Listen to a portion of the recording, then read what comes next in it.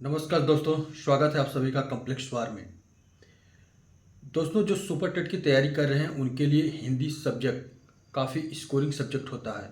अगर आप स्ट्रेटजी से सही हो तो यहीं से आपका सिलेक्शन पक्का होता है, क्योंकि हिंदी एक ऐसा सब्जेक्ट है जो आपको स्कोरिंग करता है। अगर हिंदी में आप ये आपको स्कोर देता है, अधिक से अधिक नंबर देता है। या यदि आप थोड़ा भी गड़बड़ी करते हैं तो यही आपका नंबर क्या करता है, डाउन कर देता है। ठीक है। मैं आप सभी से रिक्वेस्ट करूंगा कि आप लोग पेन और कॉपी साथ में लेकर बैठें, क्योंकि ये सेशन काफ़ी महत्वपूर्ण होने वाला है। ठीक है। जिससे आप यहाँ से आपका एक नंबर तो 100% पक्का ही पक्का है। क्योंकि आज मैं जो टॉपिक पढ़ाने जा रहा हूँ, हिंदी भाषा का विकास और उसका इतिहास, इसी पर आज हम चर्चा करेंगे। जो भी सुपर टेट की तैयारी कर रहे हैं उनके लिए काफ़ी सेशन महत्वपूर्ण होने वाला है। तो बस अपना एफर्ट दीजिए और मैं आपको 100% दूंगा। चलिए, हिंदी भाषा का इतिहास हम यही चर्चा करेंगे। हिंदी भाषा का इतिहास और संवैधानिक विकास।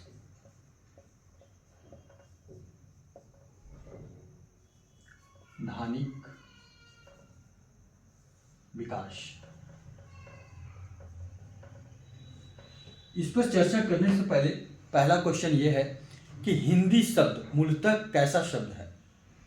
अगर आपसे कोई पूछे हिंदी पर अगर चर्चा हो रही है तो पहले क्वेश्चन सीधे करेगा, अच्छा ये बताइए कि हिंदी शब्द कैसा है।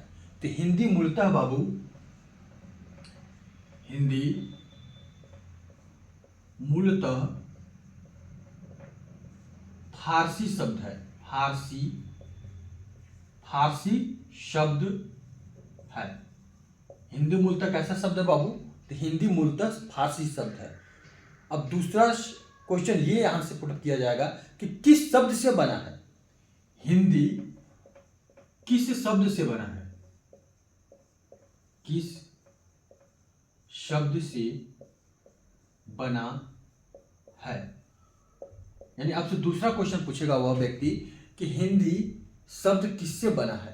तो हिंदी शब्द सिंधु शब्द से बना है। किससे बना है बाबू, सिंधु शब्द से। किससे बना है बाबू, सिंधु शब्द से। अब आपसे दूसरा क्वेश्चन पूछेगा सिंधु शब्द से ही क्यों।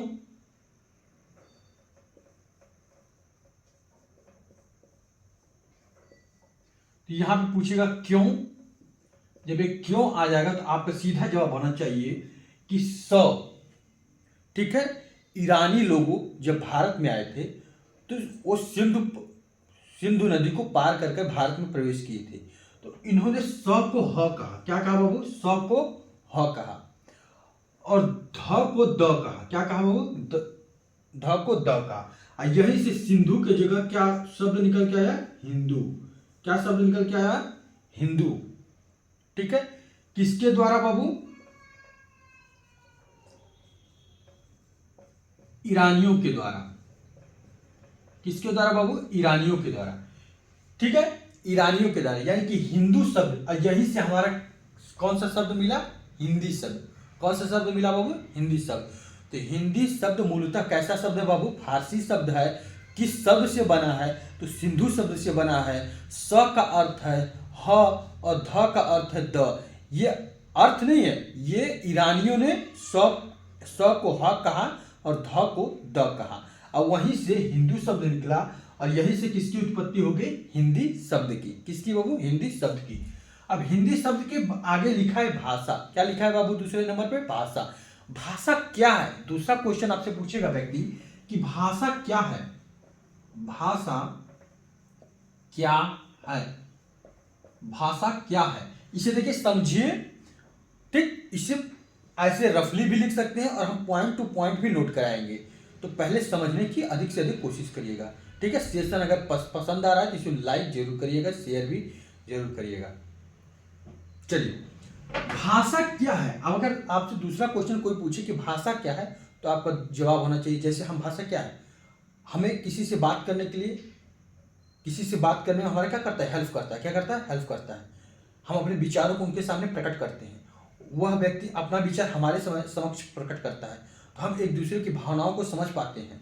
ठीक है, हम उनकी समस्याओं को सुलझा सकते हैं, वो हमारी समस्याओं को सुलझा सकते हैं। यानी कि ये जो बीच का, हमारे और उनके बीच, ये हमें कौन जोड़ रहा है? भाषा। और इसलिए हमारा भाषा क्या होगी? माध्यम होगी। क्या होगी बाबू? माध्यम। अगर एक शब्द में आपसे कोई जवाब पूछे कि भाषा क्या है बाबू, तो आपके जवाब में सीधे आना चाहिए कि भाषा क्या है? माध्यम है। यानी कि भाषा वह सार्थक माध्यम है जिससे हम अपनी भावनाओं, विचारों का आदान प्रदान करते हैं, और वह व्यक्ति भी अपनी विचारों, भावनाओं को हमारे समक्ष आदान प्रदान करता है, जिससे हम एक दूसरे से क्या होते हैं? अटैचमेंट हो जाता है। ठीक, तो यानी कि भाषा क्या है बाबू? भाषा हमारा माध्यम है। क्या बाबू? भाषा माध्यम है।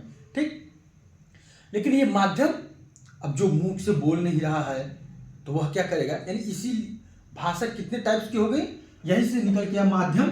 तो माध्यम तीन तरह के हैं। कितने तरह के? तीन तरह के। एक मौखिक माध्यम है। क्या है? मौखिक। ठीक, यानी कि विश्व में सबसे बोली जाने वाली, सबसे यूज होने वाला माध्यम कौन सा है?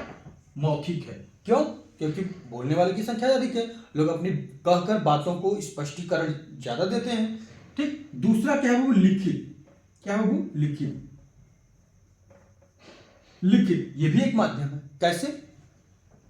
सपोज दैट आपको स्कूल नहीं जा रहे हैं, आपको छुट्टी लेनी है, तो आप क्या करते हैं? प्रिंसिपल को एप्लीकेशन लिखते हैं। क्या करते हैं? एप्लीकेशन लिखते हैं। आपका दोस्त या फिर कोई आपका वो लेटर ले जाकर प्रिंसिपल को देता है कि ये आज हम फीवर है, या किसी बहन की शादी है, या फिर किसी कारणवश हम स्कूल नहीं आ पाएंगे। तो ये जो आपने अपनी भावनाओं को लिख कर व्यक्त किया है, प्रिंसिपल, क्लास टीचर समझ गया कि नहीं, बच्चा आज इस वजह से स्कूल में उपस्थित नहीं है। इसका मतलब कि ये कौन सी भाषा होगी बाबू? लिखित भाषा होगी। कैसी बाबू? लिखित भाषा। यानी यहाँ पे आपने लिख कर अपनी भावनाओं को व्यक्त किया। आपकी कोई समस्या है गांव घर में, तो आप नगर निगम को लिखते हैं। ठीक, कचहरी में, मतलब हर जगह लिख का, जो भी आपका कचहरी में हो गया, कोर्ट में हो गया, तो वहाँ पे लिखित भाषा कैसी चलती है? वहाँ पे लिखित ही भाषा ज़्यादातर सर्वमान्य होती है। ठीक, तो वो वहाँ पे कौन सी भाषा का यूज हम करते हैं? लिखित भाषा का। ठीक, उसके बाद थर्ड नंबर पे आता है सांकेतिक भाषा। कैसी बाबू आती है? सांकेतिक भाषा, यानी कि सांकेतिक माध्यम। ये भी एक माध्यम है भाषा का, सांकेतिक माध्यम। जैसे क्या करते हैं? कोई अपनी भावनाओं को व्यक्त करने के लिए, जैसे आपने देखा न्यूज जब चलता था पहले डीडी नेशनल का, तो उसमें एक साइड में क्या करते थे? एक साइड में एक इशारा करता था। ठीक, क्या करता था? इशारा करता था। ठीक, ऐसे। ठीक, इसका मतलब कि ऐसे मतलब मुलायम, मतलब सिंह। ठीक, यानी मुलायम सिंह के बारे में वो कह रहा है। ठीक, देखिए, भावनाओं को व्यक्त करने के लिए जब दो लोग अपने, जिसके पास आवाज नहीं है, वो अपनी भावनाओं को दूसरे के सामने इशारों से ही व्यक्त करता है। यानी कि हम उसकी अपनी बातों को इशारों से, जैसे हमने कहा ऐसे, यानी हमें प्यास लगी है, एक गिलास पानी लेते आओ, ये हमारा क्या इशारा है।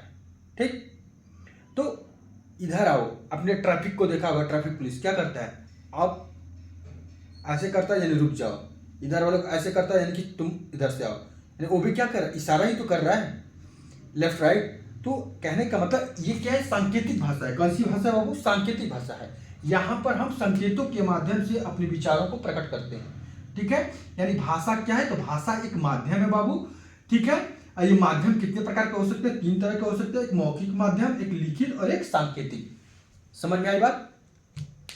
ये तो था थोड़ा सा इंट्रो। अब देखिए, इसको रफ कर दे रहे हैं। ठीक, अभी हम लिखवाएंगे, घबराइए नहीं, समझिए। जितना समझेंगे वो ज्यादा आपको फायदा करेगा। देखिए, भाषा, भाषा कितने प्रकार की हो सकती है? ये तो माध्यम था भाषा का, लेकिन भाषा बोली कैसी? भाषा है क्या? तो भाषा राजभाषा भी है। राजभाषा, अगर हम पूछे आपसे कि हमारी जो हिंदी है ये कैसी भाषा है? राजभाषा है या फिर राष्ट्रीय भाषा है?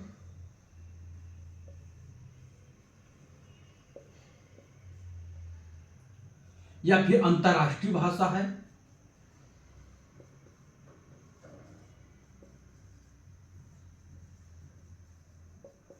यह मातृभाषा है,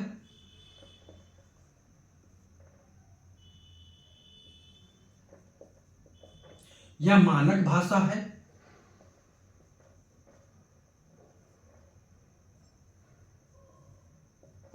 यह संपर्की भाषा है,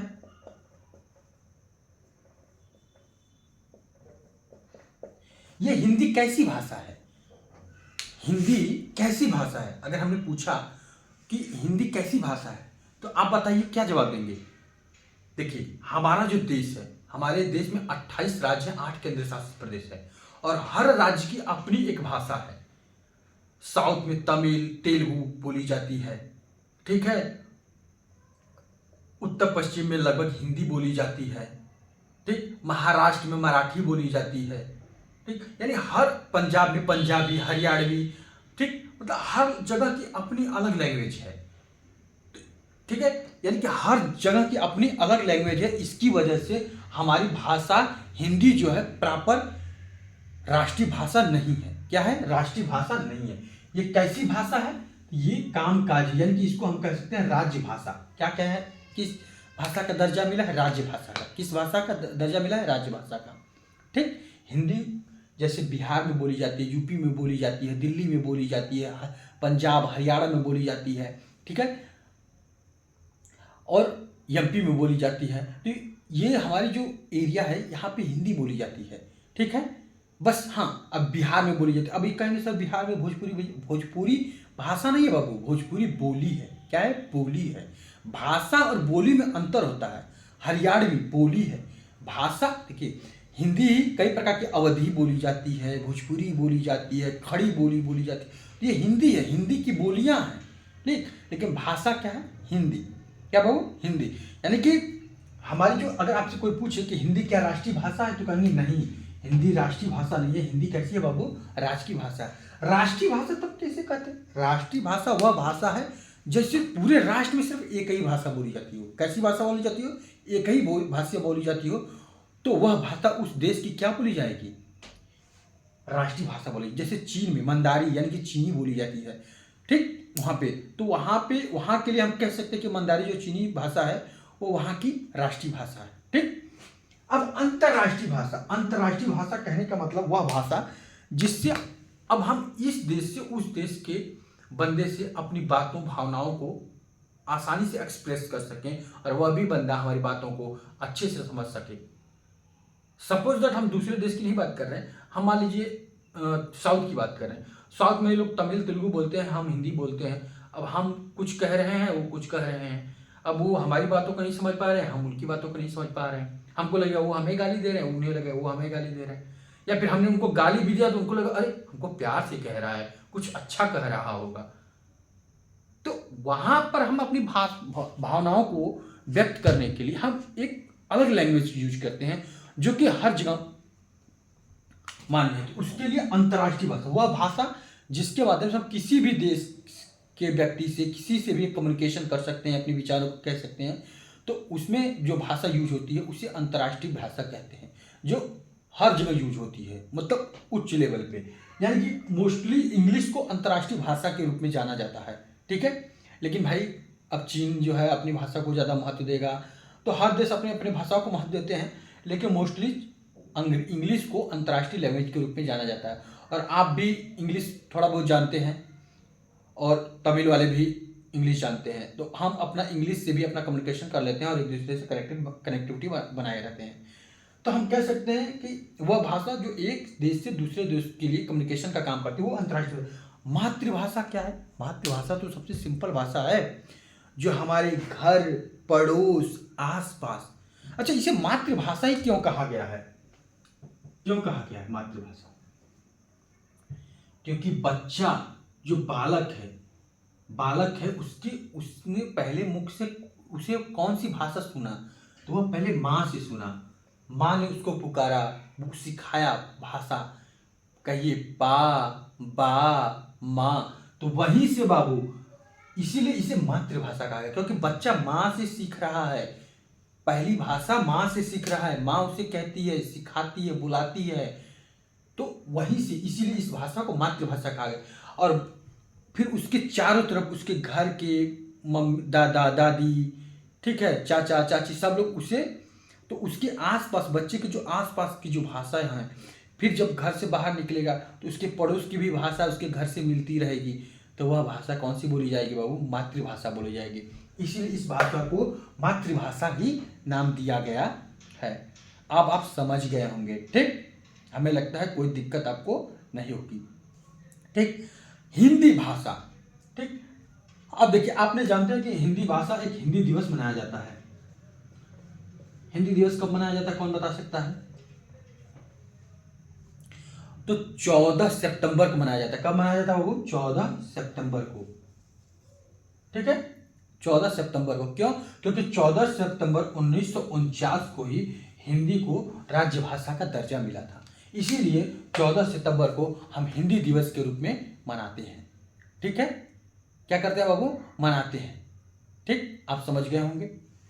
यानी कि इसे पूर्ण रूप से मानता 14 सितंबर, ठीक है, 1953 को क्या किया गया? एक सम्मेलन का गठन किया गया था, आयोजन किया गया था, जहां पे इस भाषा के बारे में विस्तृत रूप से मतलब अपना मंच तैयार किया गया था, ताकि इस भाषा को और अधिक दूर तक फैलाया जा सके। तो इतनी बात आप लोग समझ गए होंगे।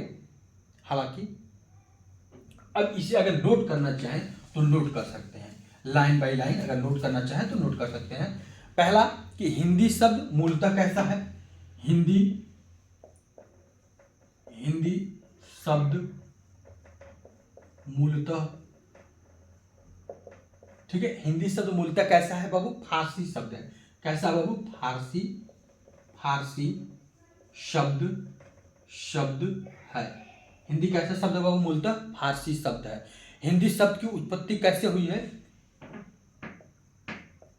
हिंदी शब्द की उत्पत्ति, हिंदी शब्द की उत्पत्ति सिंधु से हुई है। किससे बाबू? सिंधु शब्द से हुई है। और आप जानते हैं कि सिंधु शब्द कहां से? ईरानी लोगों की वजह से सिंधु शब्द से हुई है। देखिए, हिंदी एक ऐसा सब्जेक्ट है बाबू कि स्कोरिंग सब्जेक्ट है। हिंदी में अगर नंबर डाउन होता है तो ये होता है कि इसका मतलब कि हम बहुत ज्यादा गिर गए, क्योंकि हिंदी हमारी अपनी भाषा है ना, राज्य भाषा है ना, हम जहाँ हैं इस समय, अगर हम इसमें गलती करेंगे इसका मतलब हम बहुत पढ़ाई नहीं कर रहे हैं। यानी हिंदी हमारा क्या है? अपना खुद का भाषा भी है, और हिंदी हमारा स्कोरिंग सब्जेक्ट है। आप हर सब्जेक्ट में डाउन बना जाएंगे, लेकिन हिंदी में अगर स्कोर कर जाएंगे तो ये मैनेज कर देता है। इसीलिए आप बस लगन बनाए रखिए और आप सीख जाएंगे, और आपको नंबर 100% पक्का रहेगा। यहां से हमारी भाषा हिंदी, ठीक है, हमारी जो भाषा हिंदी है किसकी देन है? तो ईरानियों की देन है। हमारी भाषा हिंदी ईरानियों की देन है। किसकी बाबू देन है? हमारी भाषा हिंदी किसकी देन है? ईरानियों की देन है बाबू। किसकी देन है? ईरानियों की देन है। और सर्वप्रथम अमीर खुसरो ने भाषा के स्थान पर हिंदी या हिंदवी शब्द का प्रयोग किया था, ठीक है। सर्वप्रथम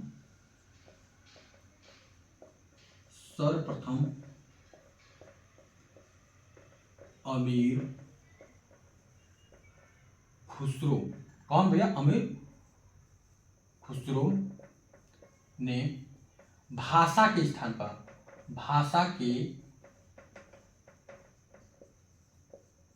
पर, ठीक है, अमीर खुसरो जो थे, अमीर खुसरो बाबू भाषा के स्थान पे, ठीक है, भाषा के स्थान पर हिंदी या हिंदवी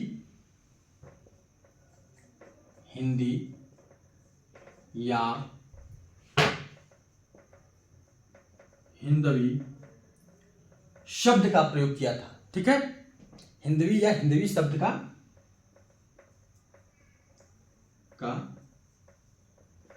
प्रयोग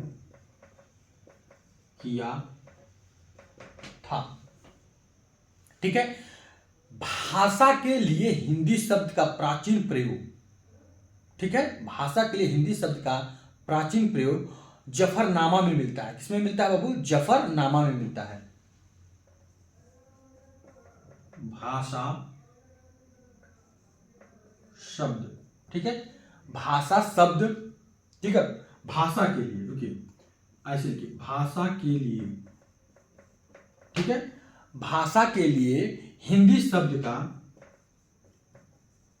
हिंदी शब्द, ठीक है, हिंदी शब्द का प्राचीनतम प्रयोग, का प्राचीनतम प्रयोग,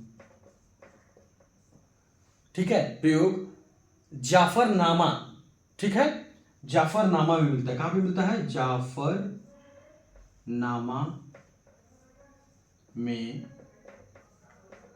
मिलता है। कहां पे मिलता है बाबू? जाफरनामा में मिलता है।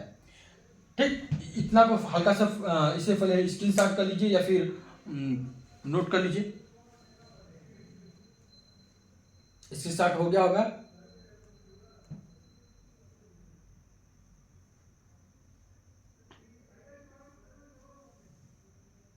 चलिए, अब देखिए हिंदी भाषा का विकास क्रम की बात करें कि हिंदी भाषा का विकास क्रम कैसे होगा।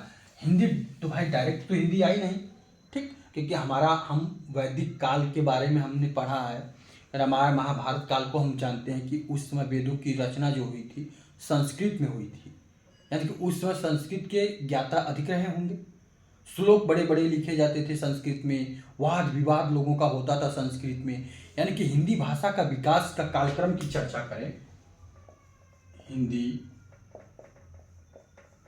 भाषा के विकास, ठीक है, हिंदी भाषा के विकास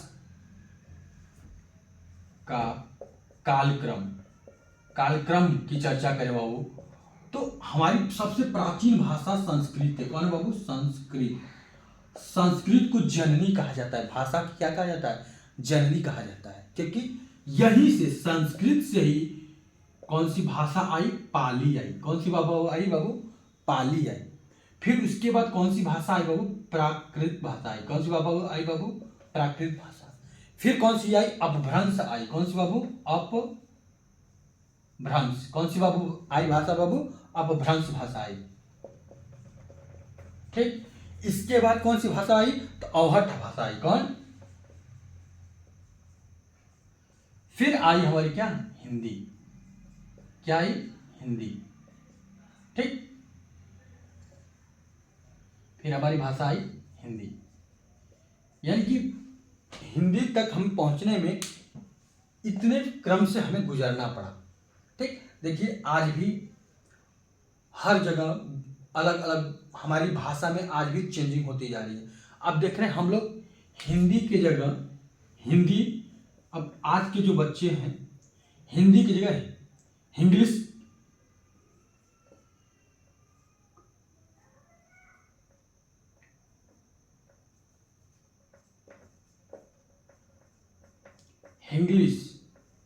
इंग्लिश का यूज कर रहे हैं। इसका मतलब समझे आप? इंग्लिश और हिंदी मिक्स कर रहे हैं। क्या कर रहे हैं? मतलब अब हम के लिए हम लिख रहे हैं। ये क्या है? लिखा किससे है? इंग्लिश में, पर अर्थ क्या है? हिंदी है। तो ये इंग्लिश, तुम, समझ गए होंगे। यानी कि अब हम धीरे धीरे फिर हमारी भाषा में क्या हो रही है? चेंजिंग हो रही है। हो सकता है आने वाले कुछ वर्षों बाद हमारी हिंदी में भी परिवर्तन हो जाए, कुछ और हो जाए। यानी हिंदी भाषा का विकास अपभ्रंश से हुआ है। अगर हम बात करें कि हिंदी भाषा का विकास अपभ्रंश से हुआ है, अपभ्रंश से हुआ है। हिंदी भाषा का विकास कैसे हुआ बाबू? तो अपभ्रंश से हुआ। किससे हुआ है? अपभ्रंश से हुआ है। जबकि इसकी आदि जननी, जबकि इसकी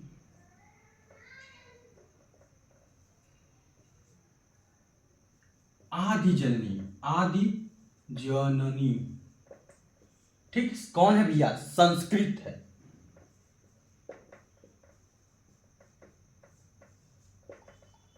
इसकी आदि जननी कौन है? संस्कृत है। कौन है बाबू? संस्कृत। संस्कृत की आदि जननी कौन है? संस्कृत है। भारतीय आर्य भाषा के इतिहास को 3 भागों में विभाजित किया गया है। ठीक है,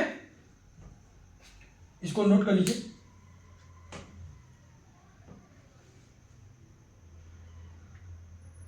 चलिए, हम ज्यादा लंबी क्लास नहीं लेंगे, 30, 35, 40 मिनट की क्लास रहेगी, लेकिन उसमें आपको पूरे डिटेल से एक एक लाइन बाई लाइन चलेंगे। और हम आपको आपका सुपर टेट एग्जाम से पहले, टेट के एग्जाम से पहले आपको हिंदी में 30 में 30 नंबर दिलवाने की 100 से 100% कोशिश करेंगे। और मेरी गारंटी है कि आप पूरा संयम से अगर क्लास देखेंगे तो आप 30 में 30 पाएंगे। देखिए, अब हमारी भाषा का विकास हुआ बाबू, तो विकास में इसको अलग अलग कालक्रमों में डिवाइड कर दिया गया। कितने कालक्रम में? अलग अलग कालक्रमों में डिवाइड कर दिया गया, भाग, ठीक है, बांट दिया गया। यानी कि भारतीय आर्य भाषा, ठीक है, अगर हम बात करें कि भारतीय आर्य भाषा जो है, जो हमारी भाषा है भारतीय आर्य भाषा के इतिहास को 3 भागों में, कि इतिहास को 3 भागों में विभक्त किया गया। 3 भागों में विभक्त किया गया है। ठीक है, यानी भारतीय आर्य भाषा के इतिहास को 3 भागों में विभक्त किया गया हमारी भाषा को। यानी भारतीय आर्य भाषा की अगर हम बात करें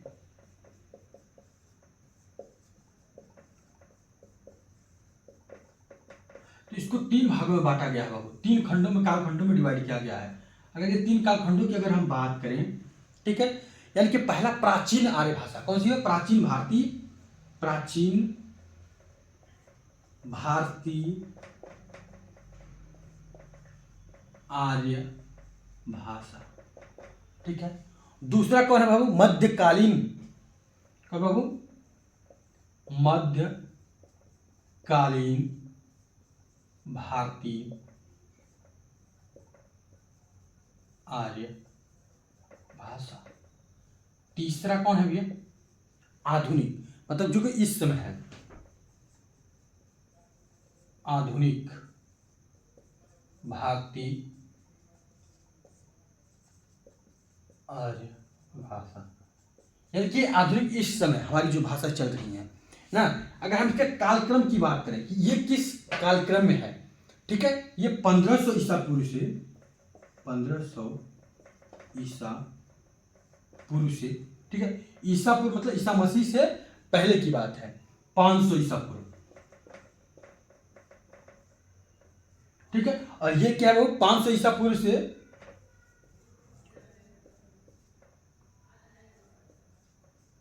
1000 ईस्वी, क्या वो? ईस्वी, यानी कि अब ईसा मसीह के बाद। ठीक है, और ये 1000 ईस्वी से अब तक, 1000 ईस्वी से अब तक।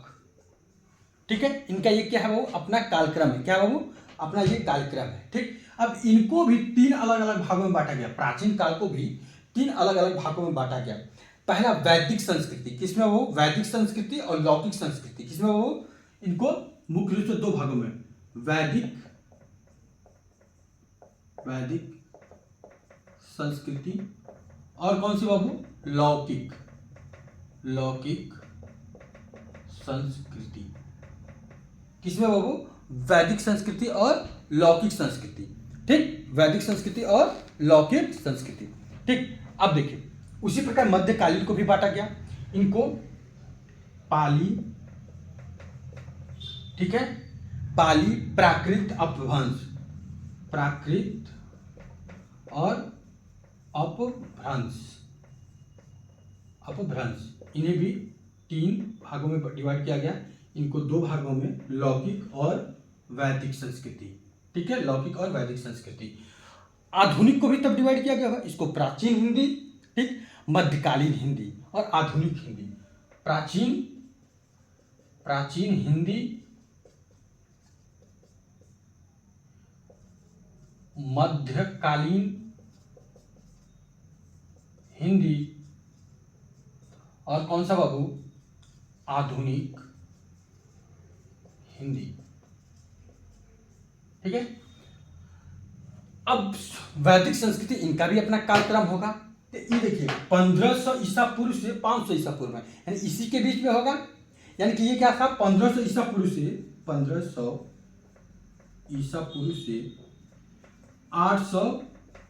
ईसा पूर्व। ठीक है, 1500 ईसा पूर्व से क्या बाबू, 1500 ईसा पूर्व से 800 ईसा पूर्व। और ये क्या बाबू, 800 ईसा पूर्व से 500 ईसा पूर्व। ठीक। अब आते हैं पाली की बात। तो पाली क्या है, 500 ईसा पूर्व से 500 ईसा पूर्व से किसके बीच में, अब देखिए 500 से 1000 के बीच में है कौन, मध्यकालीन। तो 500 ईसा पूर्व से 1 ईस्वी तक, क्या 1 ईस्वी तक। ठीक। अब प्राकृत क्या है बाबू, 1 ईस्वी से 500 ईस्वी तक, 1 ईस्वी से 500 ईस्वी तक। ठीक। और अपभ्रंश की बात करें बाबू, तो ये क्या है, 500 ईस्वी से 1000 ईस्वी तक। ठीक है। थोड़ा सा स्पेस की वजह से थोड़ा ज्यादा करीब करीब हो गया है। ठीक है, 500 ईस्वी तक, इसलिए हम बोल के आपको लिखवा रहे हैं, ताकि आप अगर छूटे भी तो आपको इसे नोट कर सकते हैं। ठीक। अब देखिए, अब 1000 ईस्वी से अब तक, यानी कि ये क्या है, 1000 ईस्वी से अब तक है। यानी कि अगर प्राचीन हिंदी की बात करें तो प्राचीन हिंदी क्या है, 1100 ईस्वी से 1400 ईस्वी तक, 1100 ईस्वी से 1400 ईस्वी तक। ठीक। मध्यकालीन 1400 ईस्वी से 1850 ईस्वी। ठीक है, 1850 ईस्वी तक। ये क्या है, 1850 ईस्वी से अब तक। यानी कि हम कह सकते हैं कि भारतीय आर्य भाषा के इतिहास को 3 भागों में बांटा गया। प्राचीन भारतीय आर्य भाषा, मध्यकालीन आर्य भाषा और आधुनिक आर्य भाषा। ठीक है। प्राचीन आर्य भाषा को दो भागों में बांटा गया, वैदिक संस्कृति और लौकिक संस्कृति। मध्यकालीन को पाली, प्राकृत और अपभ्रंश को। आधुनिक को प्राचीन, मध्यकालीन, आधुनिक में। ठीक है। प्राचीन भारतीय आर्य भाषा की बात करें तो 1500 ईसा पूर्व से 500 ईसा पूर्व, जिसमें कि 1500 ईसा पूर्व से 800 ईसा पूर्व वैदिक संस्कृति और 800 ईसा पूर्व से 500 ईसा पूर्व लौकिक संस्कृति। मध्यकालीन को 500 ईसा पूर्व से 1000 ईस्वी तक बांटा गया है, जिसमें कि पाली को 500 ईस्वी से 1 ईस्वी और 1 ईस्वी से 500 ईस्वी में प्राकृत और 500 ईस्वी से 1000 ईस्वी में क्या, अपभ्रंश। 1100 ईस्वी से 1400 ईस्वी के बीच में प्राचीन हिंदी। मध्यकालीन हिंदी 1400 ईस्वी से 1850 ईस्वी। आधुनिक हिंदी 1850 ईस्वी से बाबू अब तक।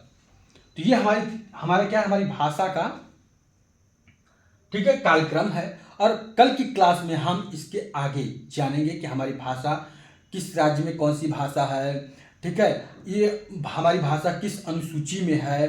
ठीक है, इसका किस आर्टिकल में उल्लेख किया गया है, किस भाग में है। इन सब चीज़ों को डिटेल से पढ़ेंगे, जो आपके एग्जाम के पॉइंट ऑफ व्यू से सही है, जो आपके एग्जाम में पूछेगा। हमें ज़्यादा एक्स्ट्रा पढ़ने की जरूरत नहीं है, हमें वही पढ़ना है जो हमारे एग्जाम में पूछे। और 100% गारंटी दे रहे हैं कि वहीं आपके एग्जाम में, वैसे ही हमारे ही टॉपिक जो हम पढ़ाएंगे उसमें 100% आपको वह क्वेश्चन मिलेगा। बस आप संयम रखिए और अपना पूरा का पूरा एफर्ट दीजिए। चलिए, आप सभी को राधे राधे, जय श्री कृष्ण।